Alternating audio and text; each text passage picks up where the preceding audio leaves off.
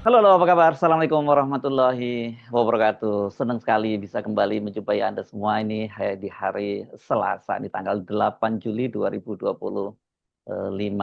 Beberapa hari yang lalu pasti kita semua dikejutkan dengan pengumuman bahwa di Rut Bulog, yakni Letnan Jenderal TNI Novi Helmi itu memutuskan kembali, katanya diganti dan memutuskan kembali ke TNI.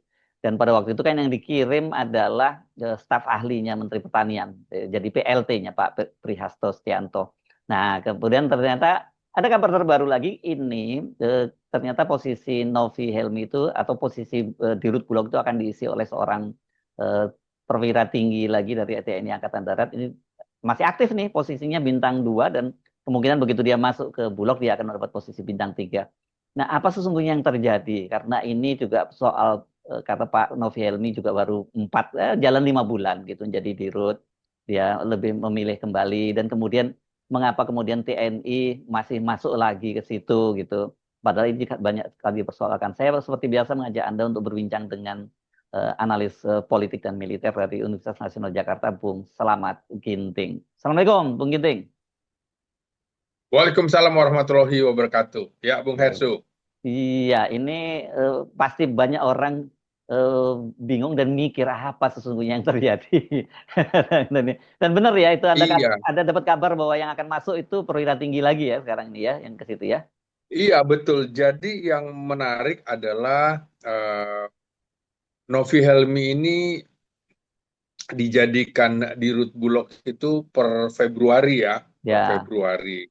Nah, ini sambil kemudian sedang berproses revisi Undang-Undang TNI Mm-mm. terkait juga dengan masa pensiun di pasal 53.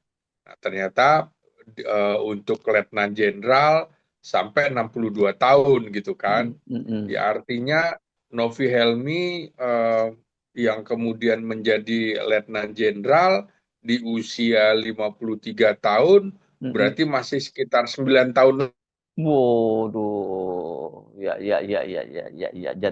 Dan ini artinya dia bisa jadi apa sajalah ya. lagi usia pensiunnya. Ya, ya. Sementara masuk dalam daftar yang bukan kementerian dan lembaga yang bisa diduduki militer aktif di jabatan sipil harus pensiun. Mm-mm. Nah, ternyata di bulan Maret itu Novi Helmi mengajukan diri ke Mabes TNI bahwa dia ingin tetap jadi militer aktif gitu loh, tidak ingin Jadi terus Pak Novi menjadi Helmi yang pensiun di Bulog. ya. Pak Novi Helmi yang mengajukan Iya itu ya. betul. Oh, dan dia melihat peluangnya Iya, jadi bisa ya, ya, ya. Oke, oke, iya, lanjut. Mm, ketika di dalam proses mau pensiun dia mm, menghadap Panglima TNI bahwa mm, dia ingin tetap jadi militer aktif.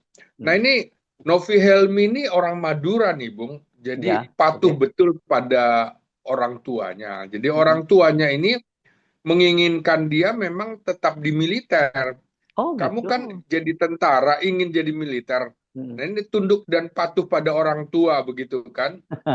Ya, Ya. jadi eh, Islamnya kuat begitu, Mm-mm. patuh Mm-mm. pada orang tua.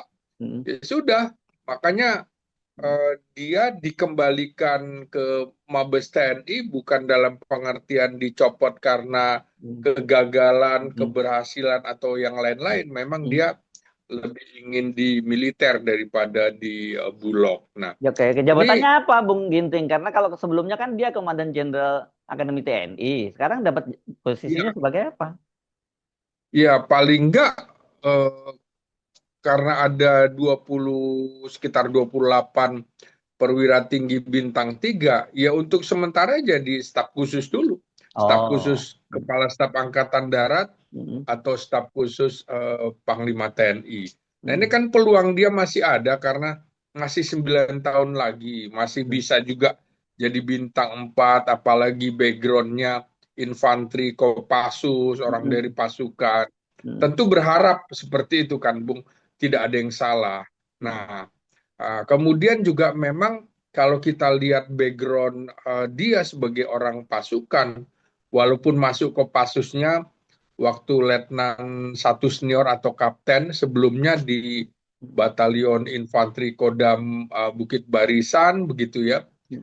Simbasa dan juga Yonif 100 di Binjai ya. di Kodam, iya Binjai di Hmm. Kodam Bukit Barisan, baru masuk ke Kopassus. Karirnya terus lebih lama memang di pasukan. Mungkin juga agak kaku ya, Bung, Hmm. orang-orang Hmm. seperti Novi Helmi Hmm. harus masuk ke dunia Bulog yang urusannya ya ada pasokan pangan, Hmm. harga stabilisasi harga pangan, Hmm. pengelolaan cadangan pangan, mendukung ketahanan pangan. Hmm. Ini Oh, kalau untuk urusan bisnis kan jadi ya ini cocoknya orang agak ribet logistik ini ya, begitu. mestinya. Kalau orang logistik baru Iya.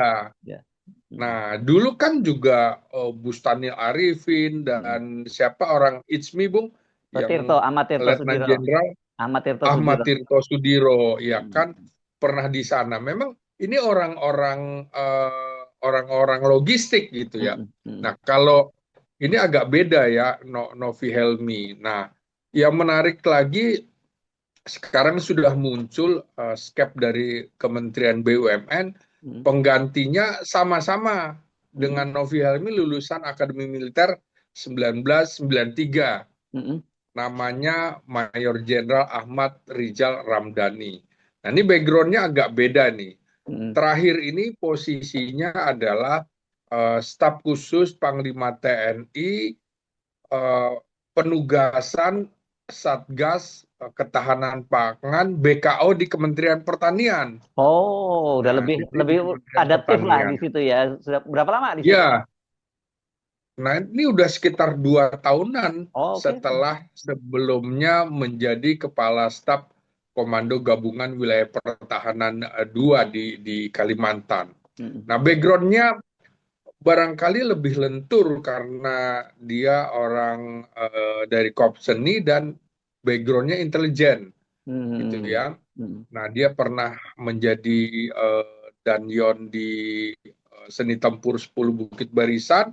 Sebelumnya juga Komandan Detasmen Intelijen di Kodam Bukit Barisan.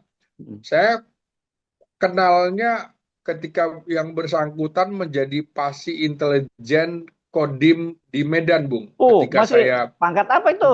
iya, pangkat kapten itu, Bung. Oh, ya, ya, ya, ya, ya. Anda di waktu itu apa Metro TV ya waktu itu ya Kapten di Medan senior. ya? Iya, betul, di Hmm. Metro TV di Medan itu. Hmm. Nah, jadi pernah juga ini menjadi danrem di NTB 3 tahun nih, cukup Hmm. lama jadi danrem 3 tahun. Hmm. Rata-rata danrem mungkin sekitar 2 tahun, nah dia Hmm. Hmm. 3 tahun karena Hmm. eranya ini pandemi COVID itu, Bung. Oke, ya, ya, ya. Hmm. Nah, kemudian juga kan pernah jadi asisten intelijen di Kodam Tanjung Bura.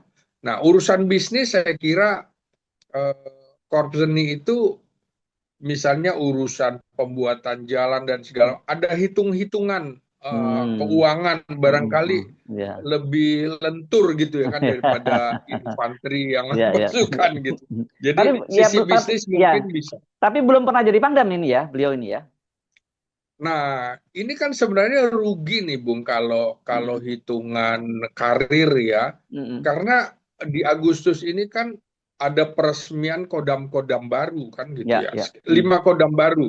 Hmm. Nah, biasanya Kaskogab Wilhan itu menjadi Pangdam. Jadi ini Hmm. Hmm. sebenarnya eh, di masa persiapan kira-kira menunggu dalam tanda petik giliran menjadi Pangdam, tiba-tiba Hmm. masuk SK-nya SK BUMN sebagai Dirut Bulog kan Hmm. gitu. Hmm. Hmm. Nah, ini yang menurut saya menjadi menarik karena bisa jadi dia rugi secara karir, Hmm. tidak pernah jadi Pangdam, tapi kemungkinan untuk posisi Bulog Hmm. dia akan baru dilantik setelah mendapatkan promosi bintang 3. Ini kan posisi untuk bintang 3 ini, Bung. Ya, ya, ya, ya.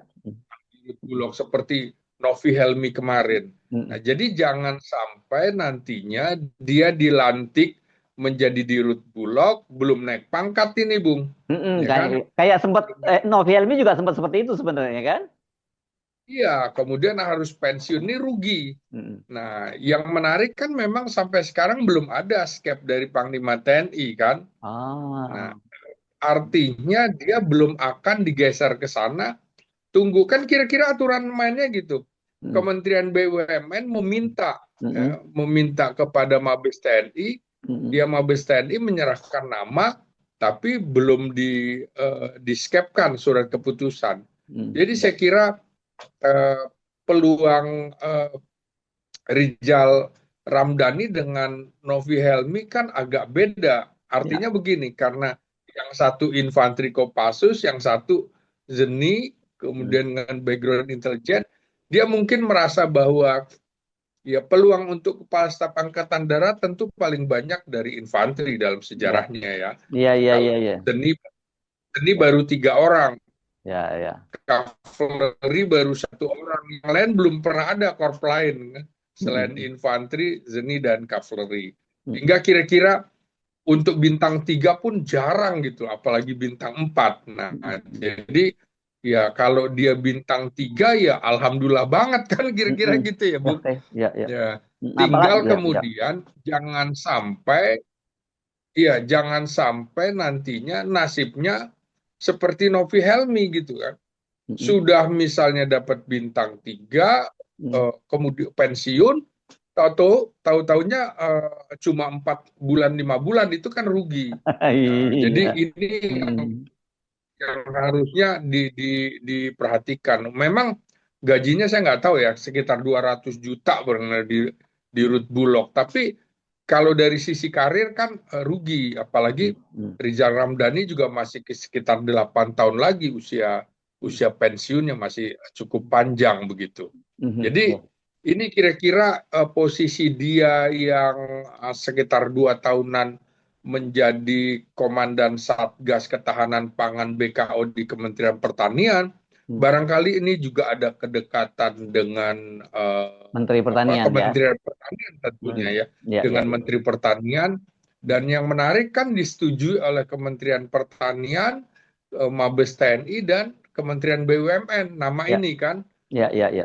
nama Oke. yang disepakati gitu. Nah, Ya, kira-kira itu. ya. Namun menurut saya yang menarik adalah bagaimana tugasnya di Bulog nanti, karena Bulog ini bertanggung jawab untuk mengelola, mengatur pasokan pangan di Indonesia kan, Mm.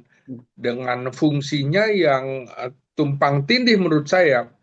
Di satu sisi mengatur pasokan pangan, Mm. untuk mengatur pasokan pangan ini termasuk ya beras, gula, dan Mm. komoditas lainnya. Nah, Mm. kemudian menstabilkan harga pangan. Nah, ini kan sebenarnya fungsi awalnya kan di situ, stabilisasi harga pangan ya. Mm. Ya, apa namanya, supaya masyarakat dapat membeli pangan dengan harga yang wajar. Tapi kalau sekarang kemudian ada fungsi juga bisnis, itu kan Ya. agak repot. Apalagi kemudian dengan stabilisasi harga pangan, nah yang diminta Pak Prabowo juga soal menempatkan militer di posisi kedaruratan itu. Selain Ya. itu memang mendukung ketahanan pangan yang menjadi program Prabowo juga, Ya. sehingga apa namanya, bisa memastikan masyarakat memiliki akses yang cukup terhadap pangan yang bergizi dan juga terjangkau begitu. Ya, Ya. kelihatannya ini nantinya ya Kementerian Pertanian dan Pangan ini akan jadi salah satu leading sektor ya di pemerintahnya Pak Prabowo, dan kan kemarin sempat beredar ini, kita belum tahu apakah impresnya akan terbit atau tidak, berkaitan dengan posisi dari Kementerian Pertanian yang akan mengendalikan BUMN pangan, bahkan itu kemudian terlepas dari Kementerian BUMN, bahkan juga Danantara. Jadi termasuk Bulog dan sebagainya nanti akan sepenuhnya di bawah kendali Menteri Pertanian. Ini menurut saya juga menarik juga dari situ, Bung Ginting. Ini bukan hanya sekedar soal pengaturnya, tapi juga bagaimana semakin powerfulnya juga Menteri Pertanian ini nantinya. Iya, saya juga melihatnya gini. Cara berpikir Prabowo kira-kira gini, Bung. Hmm.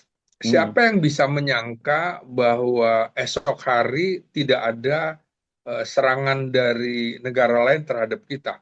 Oke. Ini berangkat dari kasus Rusia menyerang Ukraine kan, tidak ada yang mengira kan, Ya. tidak pernah ada yang mengira. Jadi saya kira Prabowo sekarang sedang mempersiapkan itu, bagaimana ketahanan pangan kita kuat, karena itu juga segera membentuk 100 batalion baru untuk menghadapi situasi ini. Jadi memang dia berpikir bahwa ini belajar dari pengalaman dia menjadi tentara, dilantik tahun 74, tahu-tahu siapa kira tahun 75 Ya. Indonesia harus mengambil Timor Timur yang dia Betul. nggak pernah pikirkan. Nah, karena itu dia memikirkan sekarang cara berpikirnya bahwa kemungkinan besok kita akan diserang. Nah, itu dia. Makanya yang paling murah dan mudah adalah membangun kekuatan angkatan darat dulu daripada angkatan laut dan angkatan udara yang biayanya sangat mahal. Jadi apalagi perang itu di akhir perang itu adanya di angkatan darat begitu, Bung. Ya.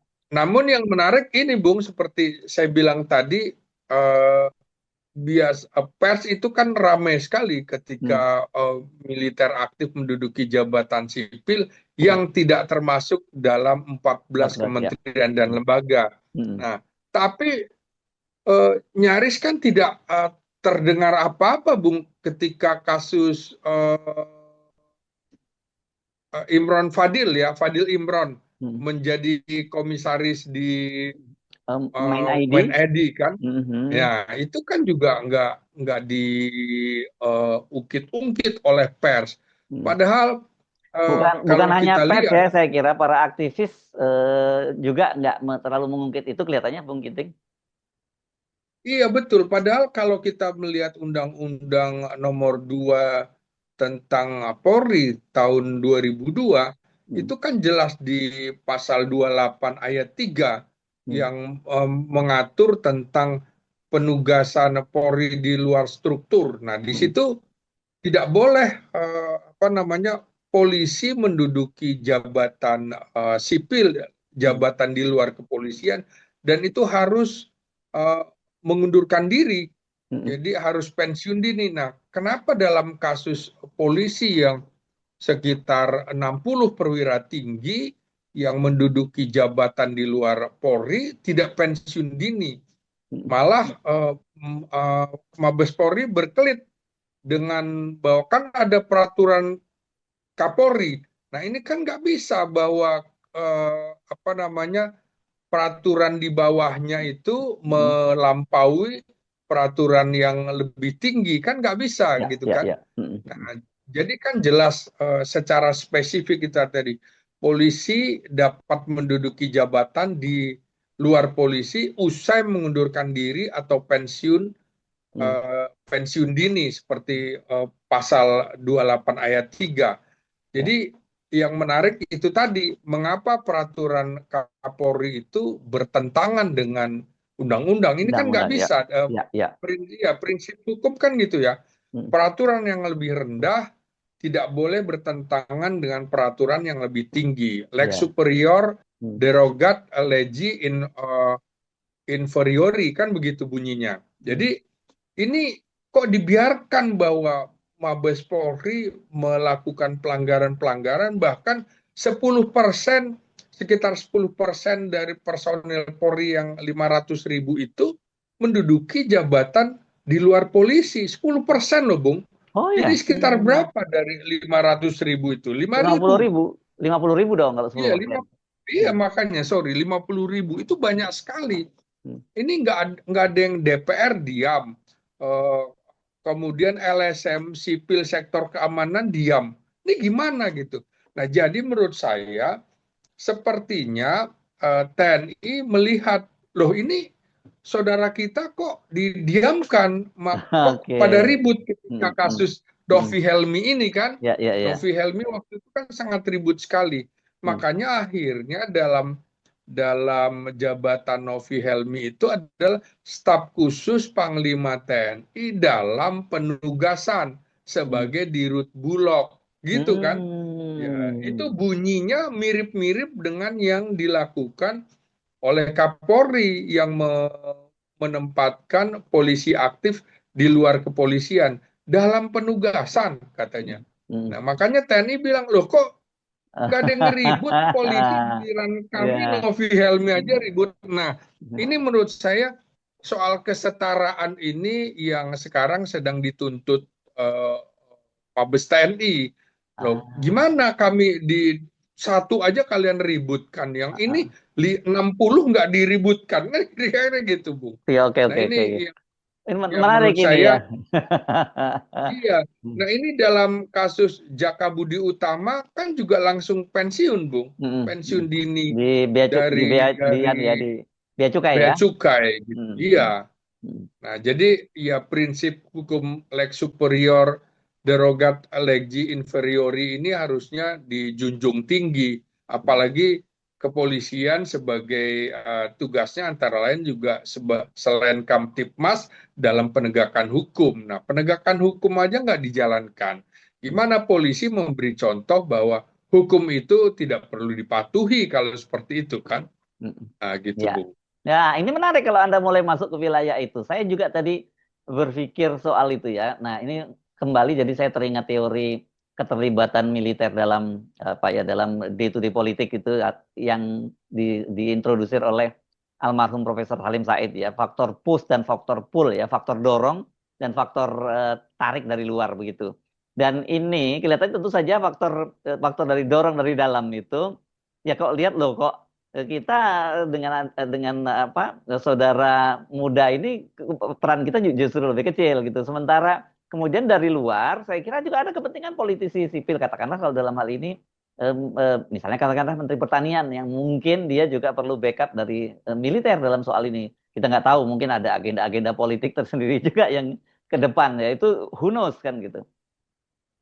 Iya, jadi ini yang merusak adalah ketika politisi menarik-narik Hmm, militer aktif hmm. untuk masuk ke wilayah sipil Ya, yang kemudian tidak tercantum di dalam undang-undang hmm, TNI, ya hmm. pasal 47 itu, di mana ada 14 kementerian dan lembaga yang dapat diduduki militer aktif di jabatan sipil. Kementerian Pertanian kan tidak termasuk ini kan, Bung. Betul. Hmm, hmm. Makanya kan yang menarik adalah kok ada juga Inspektur Jenderal Kementerian Pertanian, Letnan Hmm, Jenderal hmm. Irham Waroihan ini, kan Ya, ya. gitu. Mm, Ini kan harusnya pensiun, ini ya. juga nggak pensiun. Mm, Jadi ya seperti Bung Hersu bilang, ya betul ini. Seperti Menteri Pertanian menarik-narik kan mm, gitu. mm, Nah ini mm, jangan sampai juga Menteri BUMN menarik-narik juga untuk masuk ke wilayah apa namanya, perusahaan-perusahaan perum-perum mm, di bawah BUMN ini. Ini ya. kan jangan sampai masuk ke wilayah politik praktis. Dalam kasus Ahmad Rizal Ramdhani ini kan juga Satgas Ketahanan Pangan. Mm. Tapi ini Satgas Ketahanan Pangan punya Mabes TNI ini, Bung. Oh, Atas oke. perintah Presiden Mm, di BKO-kan ke mm, dalam mm, Kementerian Pertanian. Kalau mm. kita lihat dalam pemberitaan ini hampir keliling Nusantara terus nih, Bung, Rizal Oh, Ramdhani ini. mm, mm, mm. Tugasnya memang memantau persiapan bagaimana membangun lumbung-lumbung pangan yang Oke. mau tidak mau harus bersentuhan dengan Kementerian Pertanian, kemudian juga termasuk Dinas Pertanian Provinsi, Kabupaten maupun kota di seluruh Indonesia. Tugasnya ini Mm, nyaris nggak ada di Jakarta karena harus memantau terus. Inilah yang barangkali disetujui mm. oleh Presiden, Menteri Pertanian, Menteri BUMN, dan juga Mabes TNI untuk menyerahkan yang bersangkutan menjadi dirut Bulog gitu, Bung. Ya. Nah, Jadi, ya, silakan. kembali lagi soal itu tadi, Bung. Eh, Sehingga tadi yang seperti Anda bilang, betul mungkin juga jadi ada dorongan Mabes TNI atau Mabes Angkatan lain dan segala macam. Ini nyaris seperti tugas karya di era Orde Baru dan Orde Yes. Demokrasi Terpimpin Mm, yang disebut sebagian dari uh, program dui fungsi ABRI. Nah, ini kan jangan sampai waktu itu belum ada undang-undang TNI dan undang-undang Polri yang membatasi ini. Nah, Ya, ya. sekarang kan sudah ada. Hmm. Harusnya semua mematuhi begitu, Bung. Iya, ya ini jadi makin kelihatan ya petanya ya. Kalau kok kita sendiri yang back to basic, yang lain enggak kan gitu sementara. Dan itu Iya, dan kacau iya, menurut. makanya makanya kan sampai sekarang belum ada keterangan apapun dari Hmm, Mabes TNI yang menjawab, loh kok misalnya Novi Helmi kembali aktif lagi sebagai hmm, hmm, militer begitu ya. hmm, Makanya Mabes TNI berkelitnya begini, oh kan waktu itu dalam proses, hmm, artinya hmm. kan belum Iya, pensiun, iya, iya. gitu kan. Bahasa Jadi ya, memang Novi bahasa Helmi belum bahasa mudanya pensiun, ya. gitu. Ya. Bahasa mudanya Iya. enak enak aja gua yang dikerangkeng gitu. Kira-kira gitulah ya mungkin Nah, cara iya berpikirnya. makanya makanya ini DPR juga mestinya menegur Hmm, Mabes Polri, hmm, pensiunkan itu semuanya hmm, yang 60 orang yang di luar dinas kepolisian. hmm. Itu harusnya dipensiun sesuai dengan undang-undang kepolisian sendiri gitu loh. Ya, ya. Oke, Bung Salama Ginting, ini eh, Ya, jangan dianggap soal sepele ya, karena ini ada embrio, ini untuk kembali lagi seperti kepada era Orde Baru ya, akhirnya ketika kemudian tugas karya yang seperti Anda sebut tadi ya, tapi faktornya kita mesti ngomong fair, tidak bisa semata-mata kita salahkan sepenuhnya pada TNI, tetapi juga kepada para politisi sipil yang kemudian mencoba menarik-narik kembali ke TNI masuk ke wilayah itu gitu kan. masuk wilayah politik praktis, Bung. Yes, oke, gitu Iya. ya. Baik, terima kasih Bung Slamet Giting. Sampai ketemu lagi. Assalamualaikum warahmatullahi wabarakatuh. Waalaikumsalam warahmatullahi wabarakatuh.